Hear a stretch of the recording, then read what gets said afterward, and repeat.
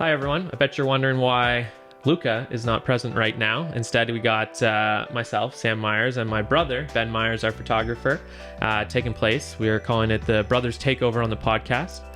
Luca is actually in a remote location, and he's filming a different podcast that we'll see at a different time. So we figured let's kill two birds, one stone, get us on the podcast, talk about first-time home buying, as my brother just recently purchased his first home. Yeah, we're just going to kind of talk to you guys about my personal experiences, what it's like, and maybe if we have some insights that we can give to people when they're, looking to buy their own first home. Yeah, exactly. We're both kind of most recent homeowners, if you will. I was fortunate to have Luca help me before I started working with him a couple of years back, and now Ben has entered that portion of his life. So it's obviously it's a big step. It's a big change and a lot of excitement, but there's a lot to it that I feel like a lot of people that haven't done it before don't really realize. So it's interesting too, because I feel like it starts right when you start even thinking about buying a house. Absolutely, there's a lot that kind of goes into it, and one of the big things was just searching for that perfect home.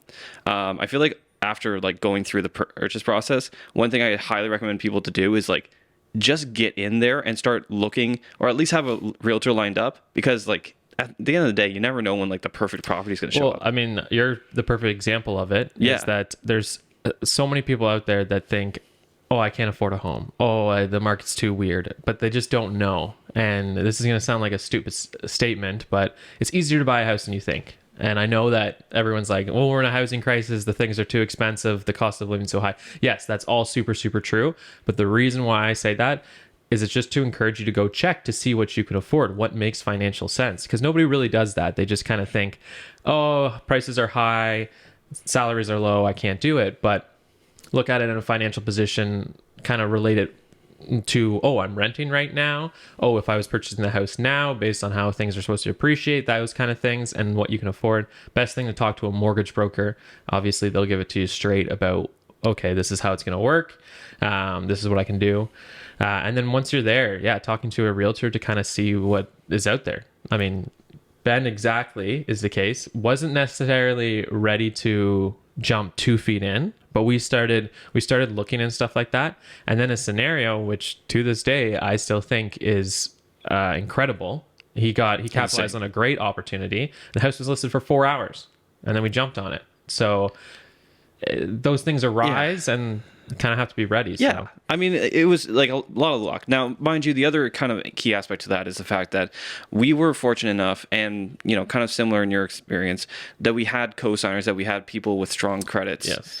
Now, of course, that's the thing, right? We both have friends who could not qualify for mortgages that would be of anywhere of the estimated value of a starter home here in Kingston right now. To an extent. I get my point is, even if you don't think you can qualify, go find out. Yeah, because 100%. It's free. At the end of the day, it's just finding out for yourself. Yeah. And co-signers are helpful, obviously, for our demographic. But without co-signers, there's still a lot of people that can purchase homes, especially on double income. There's also our condo prices are pretty affordable here. So if someone wants to enjoy that lifestyle as a young professional who's single, there's a lot of quality kind of condos that people can move into for a single income budget, especially just starting off. So. Yeah, absolutely. When it came down to buying my house, it was definitely a bit of a weird experience. Now, the other thing too, right, is just it also brought to light a lot of the challenges and such that kind of come with that. One of the big ones, and that we ran into, I think, was three houses where we'd go in, say, this looks nice. We'd be some of the first ones in. We'd toss in an offer, and just like that, they switched to holding offers. Yeah, that's a sign of the market, right? It's the fact that obviously literally 6 months ago, everyone was holding offers because that's the way that things happen. Now, not as much. However, people are undervaluing things, whether they know it or they don't. And then that's why it's important right now to be quick, is that when something's undervalued, you obviously kind of want to jump on it. But yes, in our scenario, we went to 3 houses prior to the one that you ended up purchasing, and it was the same thing. We were about to submit an offer, or we even submitted an offer, and then they came back and said, well, we're getting multiple offers from someone else, and now they're in kind of that holding offer. So if things continue the way they are, that should phase out a little bit more, but yeah. Yeah, I mean, I feel like the one big thing right now is that there is the opportunity to have some power as the buyer again. Yeah, absolutely. You know, it used to be that, you know, we saw it with many people, you know, you'd put in an offer and it had to be unconditional. Yep. And now the fact that we can actually, you know, we actually had the opportunity to have a home inspector go in, take a look, tell us exactly what was going on with the place. And it allowed us to kind of just negotiate and talk to them about like, hey, here's the deal with this and this and this. Absolutely. It was great. Yeah. Conditions are the best. And now you can get all the information and sleep on it as opposed to just kind of educated guesses, if you will. Well, and that's the thing. It's just so. At the end of the day, our new house is fantastic for the price value that it's at. It's going to be a great investment moving forward. But you know, the one thing is that the home inspector did bring up some very notable points about things that needed to get done over the span of like the next couple years. Yep, absolutely. And I'd honestly be kind of terrified to go into a home unconditional only to find out about these things and just how much money I'm going to be sinking into the house after the fact. Yeah, absolutely. I always say this. I mean, for the most part, as long as you use the right realtor, a lot of them can point out the facts, like the deficiencies that are going to be immediate. But the value of a home inspector, even if you don't have the opportunity to put a home inspection condition, you should almost just get one, especially as a first-time buyer, after the fact. Because what they do is they give you this great booklet, and I call it's a blueprint to your home for the next 10 years. And what it does is it kind of maps out things that need to be replaced this year, things that need to be replaced in a couple of years, things to look out for, things that if they happen, you'll have an explanation for it and stuff like that. And I think that's super valuable. It's kind of like what we did on our home. We didn't purchase this place with a home inspection, but we basically had someone come in and kind of list out the things that we need to look out for, and it's a great help. It's simple as cleaning your downspouts that most people don't think of because that prevents water, that kind of thing. The life expectancy of your roof, your furnace, all those things. So as a first-time home buyer, that's incredibly valuable. Yeah, and I mean, I think especially at those price points of starter homes, you got to be hyper vigilant. You got to kind of think about what exactly is keeping that house at that price point as well. Mm-hmm. You know, obviously there's a lot that kind of goes into a home, and at the end of the day, sometimes you can make mountains out of molehills, and at the other end of it, sometimes something that seems seemingly insignificant could also lead to more problems down the road. And that's where that home inspection really helps. Mm-hmm. Like, you know, there was a lot of things about like kind of foundational issues. Those are things that like you think, oh my God, that's terrifying. There was a foundational crack in the house, right? He showed it to us. He kind of talked it to us. And I think if we didn't have the knowledge of this experienced inspector, we'd probably be freaking out. We'd be losing our shit. So the fact that he's like, all right, this house was built in like 1980s, you know, the house clearly settled. Once they finished it up, they were like, all right, fine, it is what it is, but the house is stable. You know, at the end of the day, having that kind of peace of mind is definitely helpful. We'll have to redo this podcast in 10 years and see if his house is still standing. But yeah, exactly. Yeah, if the place is falling apart, yeah, absolutely. Yeah, not all foundational cracks are a cause for alarm. No, so, the best part about a home inspector is to kind of isolate that, point that out, and let you know what to kind of look for to make sure that they don't arise. Because you're right, when first-time home buyers, your budget's not big. If it is, you're lucky. Yeah, if your budget can get you into that mid-tier home, fine. Yeah, whatever. You're set. Whatever. We're not talking about you. Yeah, but for the most part, it's you're on a budget. Yeah, and you got to make sure that your money kind of works for you. So it's more about location and the type of house and stuff like that. Not necessarily about what's on the inside, because at the end of the day, you want to see appreciation. So it's about buying something that you can appreciate, not about buying something that's kind of ready to go because your budget doesn't allow for it. So like, don't sweat the major stuff. At the end of the day. Well, like the minor stuff, the medium stuff. Yeah, don't sweat about the minor stuff, where, you know, you're kind of going in and you're looking like, oh, it'd be much better if this was stainless steel, or, you know, you're not a big fan of the cabinets or something. Of course, countertops, you need them, right? Yeah, exactly. So that stuff doesn't matter. At the end of the day, that first home, if more than for most people, is the home that you're going to kind of work towards putting money into and increasing the overall value of that home, right? Yep, exactly. Yeah. Well, that's the question we always ask is how many years do you plan to be at this home, right? As your starter home, it's not often a lifetime. Yeah. Right? Maybe it is, and there's nothing wrong with that. But for the most part, I always get the same answer. 5 to 10 years kind of thing. And then it's expected that life will take me in a different direction. So with that in mind, you got to think about, okay, well, what can you do to the home in 5 to 10 years? Or where is the value going to be based on the location in 5 to 10 years? Yeah. And that's the most important part. It's not necessarily walking into something that's just beautiful from the beginning, that's newly renovated by someone and whatnot, because the budgets you have, you're probably not buying it in a nice area if it's beautiful, to be honest. Yeah. Right. So, And, well, that's the other thing too. Like we've talked about, and we were looking at different places. Is sometimes area matters more than the overall property. Sometimes, we looked at something in Kingston's East End that, for all intents and purposes, was pretty rough around the edges, on the insides at least. a lot of work. Yeah, there was just. What animal did they have in that? Okay, so for context too, this house was just like a normal townhome, right? I can't give too many details so people can't figure. No, just kidding. Yeah. It was a townhome. It was a townhome in the East End, and that's enough. in the East End. Yeah, that's enough. But the key here was that when you went in, there was claw marks in the wall that were like the size of my pinky. Yeah, so there was something in there that had either wanted out or wanted in, one of the two, and. Yeah. So, but either way, that's drywall fixing, that's cleaning, pest that's control. Painting. It's as pest long as control. Yeah, it's just one giant rat. There's no structural issues that they've caused, that kind of thing. Then, by all purposes, I mean, East End townhomes are some of the most valuable townhomes in Kingston, and that's a fact. We saw that too because it went for over asking by absolutely a little bit, multiple right? offers over asking, and that's this past month. So that's when things have kind of done their downward shift. But yeah, well, I mean, obviously, this could be a conversation for a podcast down the road when we talk about like New Year's predictions and stuff. But,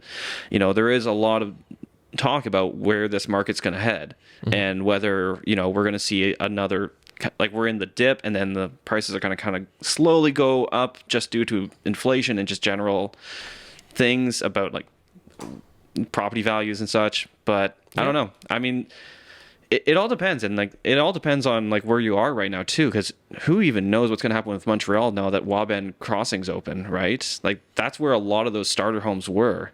Yep, and that's certainly going to change the thing. There's certain areas that are better suited, I guess. Maybe to kind of add some value to this first time home buyer podcast or whatever, we can quickly just talk about like the places that you should kind of look for the most part, because I would comfortably say for the most part, most people buying their first home, their budget's going to be $400,000 or less. Yeah. And that doesn't necessarily result directly to the income. It's just more comfort level, and it's where the person's at in their time of life.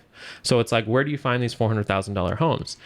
Well, for the most part, they are going to be semi-detached townhomes. There's a couple spots in the East End. There's a lot of spots in the West End. Just kind of the west of Gardner's. A lot of stuff over there. If you're looking for detached homes, then you're kind of looking for the Kings Court area, which is an up-and-coming suburb, in my opinion, and it's a good spot to kind of get your starter home. You can't really go wrong with East End or West End for the most part.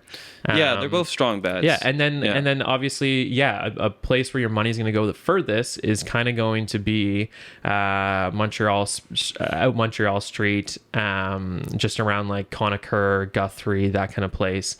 Obviously, sometimes it's painted with the wrong brush, but I mean, that's where you're going to be able to kind of necessarily get a detached home, that kind of thing. And the third crossing is going to kind of change things, right? It's going to merge the East End with the Central Kingston a little bit more, and then you might see further kind of development in those areas. Well, we've kind of seen that a little bit, and like I mean, we've grown up in Kingston our entire lives, so we've seen what Montreal used to be and the kind of general stigma about it. Yep. But that kind of area, I was out there photographing a property recently, and one thing I noticed was just like someone pulled up to the house right beside it in a Lexus.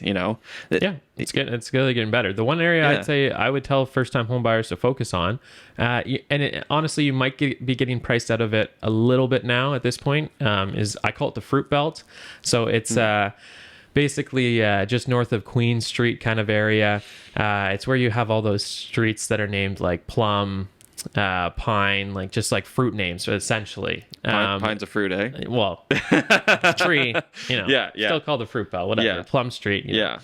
That is a phenomenal area that is up and coming like crazy. And if you even take a drive in that area, you'll see people are pouring money into their homes to make them better. And it's just the proximity to downtown Kingston, but it's not as expensive as other places. So now, are you fighting against investors still for like student rentals? You would be for the most part, because I mean Queens is growing and that kind of thing. But I guess the thought was originally that was an area that had lower income, a little bit shadier, that kind of thing. But for the most part, it's gentrifying like crazy, and there isn't any significant subsidized living facilities geared for that area. For the most part, they're kind of geared towards north of Weller and whatnot. So I think not that there's anything wrong with that. They should certainly be diversified or spread out across town to obviously help. But for the most part, it's really, the fruit belt is really increasing at a crazy rate. So that's a good area for people to look in. Yeah. And, at the end of the day, property values will increase over time, regardless of where you buy for the most part. Yeah, for the most part. I mean, it's a constant as long as the timing is. Yeah. Should probably also touch on the fact that, a lot of people, when they also are looking in the properties, they might expand their searches. And you might be looking at areas like in Amhersview, and also in the country. We're talking like Harrowsmith, Sydenham. And, some people live in Napanee. I know that like commute into Kingston. Yeah, absolutely. I mean, for the most part, people have like a 30-kilometer radius all the way from Gananoque to Greater Napanee, and they go up to Sydenham and stuff like that. So I mean, those areas, I will say, Gananoque. It's definitely, maybe I'm a little bit biased, I don't know, but doing my research, that's a up and coming place like crazy. It's already pretty expensive, I will say that. So I don't know if it has that first time buyer appeal, because for the most part, unless it needs a lot of work, your home's already $500,000 in that area. But it is up and coming like crazy. There's talk about a bus route, combining Gananoque to Kingston. I mean, Starbucks is already there. That's pretty big. It's pretty popular with retirees, especially. That's so that great area, that kind of thing. Yeah. Napanee. So that's super affordable. Your money can go a long way in Napanee. You got to be comfortable with the drive, though. That's kind of the big. And the other thing too, we should probably touch on, because this isn't something that brand new homebuyers are going to think about. Property, there's more to a home than just the overall mortgage. Absolutely. Property taxes can be very expensive depending on where you live. In the Loyalist Township, property taxes are higher. Like a lot of people kind of migrate to Amhersview because it's like it's so close to Kingston, and it's like buying a very comparable home in Kingston for less money for the most part. But your property tax is higher, which doesn't seem right, but that's just kind of how it is. So something, definitely that you kind of have to take into an account, that it might equate to like $10,000-$20,000 on the price, because your property tax is higher than expected. Yeah, it can be surprisingly high. It can be. I've seen it double what a house in Kingston is. Yeah. So no, it's absolutely crazy. But it's still a viable option, especially if let's say you don't you work on the outskirts anyways, or you have work in the countryside. Yep. It is what it is. And then obviously the countryside, I always say that obviously a lot of people like the idea of living in a rural location, lots of land, privacy, that kind of thing. But you kind of have to be a little bit handy, obviously. Being on well and septic is a different lifestyle if you want to increase or have the longevity of your septic tank and well and stuff like that. So those are things you have to take into account when you're purchasing out there. But again, your money has potential to go a little bit further than obviously inside Kingston. So all things to consider. Are we still seeing a kind of high competition for land out there still? Not land specifically, but rural properties with land. Still kind of not as much. During peak pandemic, that was the market that was skyrocketing the most, because people wanted their privacy, and it was about the Wi-Fi connection. As long as you had a good Wi-Fi or internet, as long as you had good internet out there, let's buy it. So that was surging for sure. Lots of competition. That's not the case as much anymore. Obviously, property dependent will be competitive, but for the most part, there's a lot of rural properties that are quality with land that are taking longer to sell. So Okay. Yeah. certainly if people want to take their time to buy those, which those are the properties you should get your home inspection and all those things done, well inspection, septic inspection, Oh, you can 100%. now. You Yeah. can now. Yeah. So. No, and then that's a definitely viable option. Like at the end of the day, too, like that's kind of like my dream. Like I think everyone when they buy a starter home, they also have like an idea of Where they want to end up. Where they right? want to Their end up. second home, their third home. that Yeah, kind of thing. mine is lots of land because you and I also grew up in the country. We grew up in Harrowsmith, and Yeah, we're kind absolutely. of used to like having a little bit of land, so it's pretty nice that way. Yeah, my end goal, I guess, in a property is multi-million-dollar mansion on the water with a helicopter pad to a penthouse in downtown. Yeah, all of us have reasonable goals. So Yeah, you're gonna buy That's the just, air freshener guy's mansion. yeah, something, you Yeah. know, you never know. Yeah. That's the house number 2. I'm hoping. Okay, sure. Yeah, sure. Let's do that on a realtor's salary. Yeah. But no, like, there's definitely viable options. Kingston's still way, way, way more affordable than a lot of these other Yes. cities. Absolutely, and it's safe. It's safe. It is safe. In terms, you're compared to protected. like other areas. Your investment Yeah. is protected here. We almost got to start sharing this graph all the time because we're the only, I shouldn't say we're the only city center, but if you look at all city centers as a whole across Kingston, they're still on their downward trend due to the interest rates.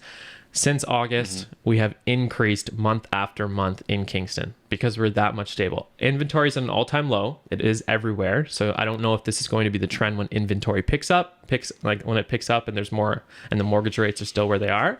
But for the most part, us seeing an increase versus everywhere else is pretty impressive. Yeah, it's hard to determine inventory at the end of December/January. Yeah. Because this is usually the dead zone. But that being said, I have some friends that I've talked to about this, where they say, I'll start looking, come March or April when listings kind of are a bit more prevalent. And that's honestly, at the end of the day, it's your prerogative, it's your choice.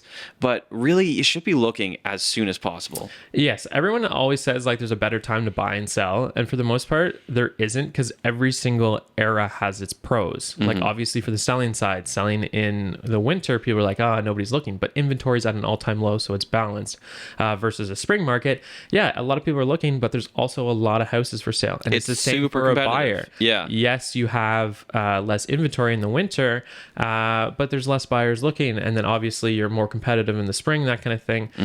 For the most part, I think it's you have a decent opportunity to buy at any time of the year. There's opportunities every single day of the year for a buyer. For a seller, I wouldn't sell your home between the last 2 weeks of August and the first 2 weeks of September. And that's because everyone who has children or associated children is thinking about school, grandparents, parents, the kids themselves. And it feels like the market sleeps for a second. So something to consider for the seller. But buyers, get your mortgage commitment and honestly start looking. So. Yeah.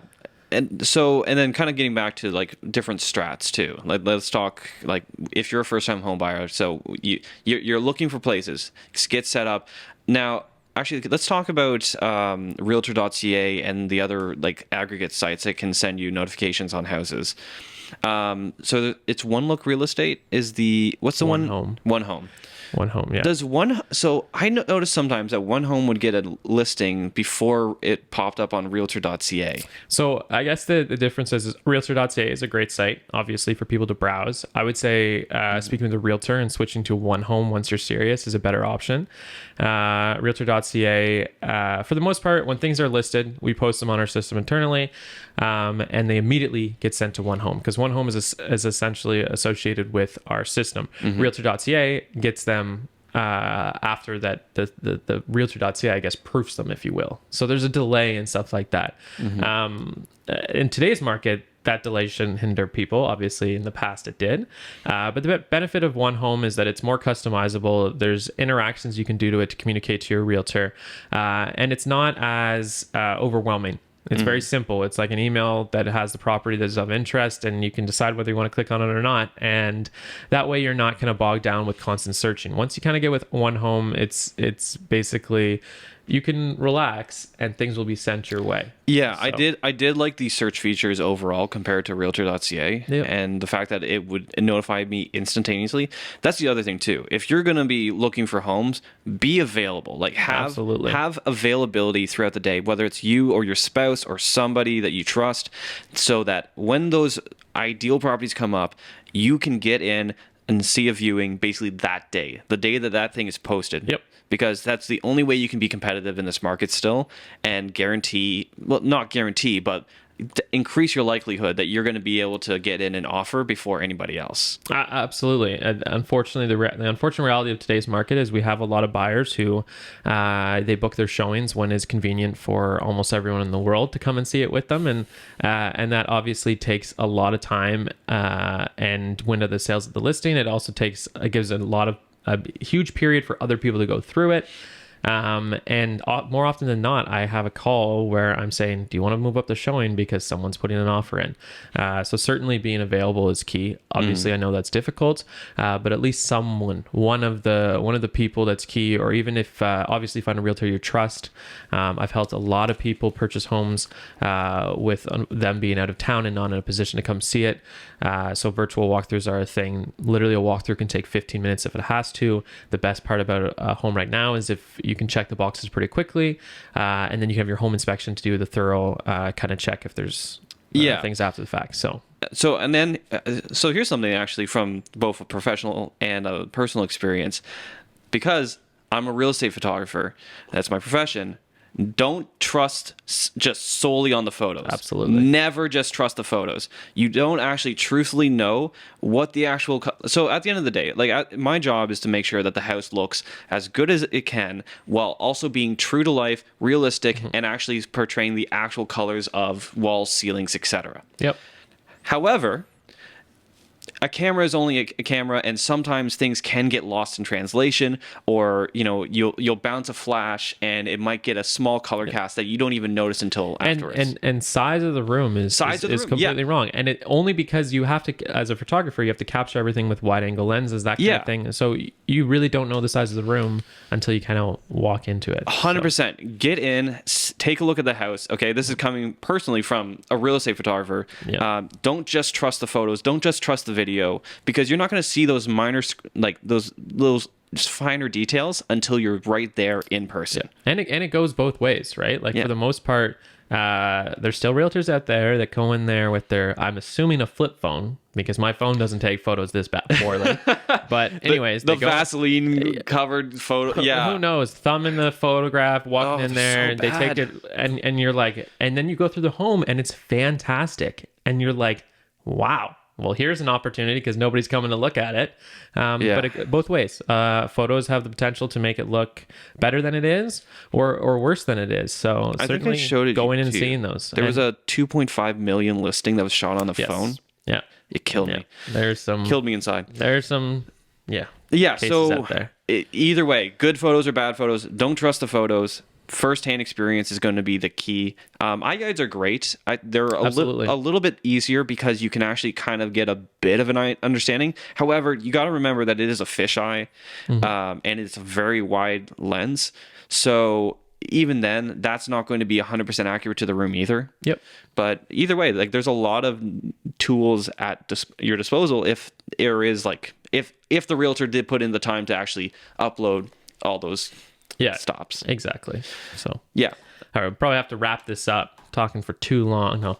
Well, obviously, just to kind of say to the end of it, even though he's super biased, he had a great experience buying a home through us. Are you telling? I'm not letting him answer the question. Are you honestly talking for me right now? I'm talking for him right now. Okay. And no. Use Team Luca first to buy it. No. Okay. So I'm going to be completely honest with this. If my brother was a trash realtor, I wouldn't have used him. All right. And this goes for you too. If you have somebody in your family who's a realtor, but you kind of know that they're not all there, don't use them. Use somebody you can trust. And it doesn't have to be family. It doesn't have to be a friend. Don't get hung up on connections either. Absolutely. Don't feel like you owe anybody. And this is something that some realtors will guilt trip you about. You don't owe anybody anything. Yep. So pick someone who's right for you, who can actually help you in your situation. Actually, Break 1 second. Okay. And we're back. Yeah. So camera needed to be restarted. No, you're 100% right in the sense that I say this to family all the time and stuff like that. Don't use me because I'm your family. Yeah, At the end of the day, especially first-time home buyers like yourself, this is arguably the most important decision of your life. This is the largest purchase you'll ever make, until possibly the next home. But it's incredibly important. It's either going to really mess up your life for a couple of years, or it's going to really improve it. So it's incredibly important to pick the right person for the job, and that's not because they're blood related or not because you feel guilty not using them. Exactly. Really see who the person is who's helping you and make sure they can. Treat this as what it is, a business transaction. Yeah. Treat this as your future, your home, your life. This is a lot of money. Don't entrust this with somebody who you know is not going to follow through with you. We hear it all the time because there are realtors who come to you guys, buyers and / sellers who come to you guys because their previous realtor was complacent as hell. Yeah, absolutely. And you know, it's funny because I say this all the time. Obviously, you can't pick a doctor based on a family relationship because there's conflict there, but nobody picks it because of that. Nobody picks a doctor based on that. They pick a doctor because they like that. Your family doctor is someone you like, someone you trust and stuff like that, and has no family ties. Lawyers, yes, obviously people pick them because of family relation, but it doesn't happen as often. So there's that aspect of it. Dentists, like all these kind of things, for the most part, people aren't making those decisions because of blood relations or because of their friend. It's someone they trust. It's someone they know is going to do a good job. And that should be the same thing for a realtor because they're helping you make the biggest purchase of your life in that moment, right? So it's incredibly important. And you know, I feel like we're kind of killing two birds with one stone, where I can just upload this as the conversation. Remember, because I was going to do a client testimony with me just talking about it, but that's actually kind of a key aspect to it as well. Just the reason that I went with Team Luca first, and the reason I trusted, had to, yeah, no. Familial obligations completely out of the way, because again, like I said, if my brother sucked, I wouldn't use them. The key aspect is that all three of the guys are brutally honest, and I really respect that. I want someone to tell me if I'm being a dumbass, and having that as part of the key aspects of them being as experienced as they are, as cutthroat's not really the right word, but you get it done. You get the job done. And honestly, like, again, I'm not out here to praise my own brother, but the guys are fantastic. The purchasing the house couldn't have gone smoother, even if I tried. So honestly, like, yeah, it was a great experience all in all, and I'm very happy with it. It's good to hear. Yeah, I mean, endorsement to Team Luca first. The guys are great. Go with someone you trust. If it's them, even better. All right, that's a wrap. Wait, clap sync.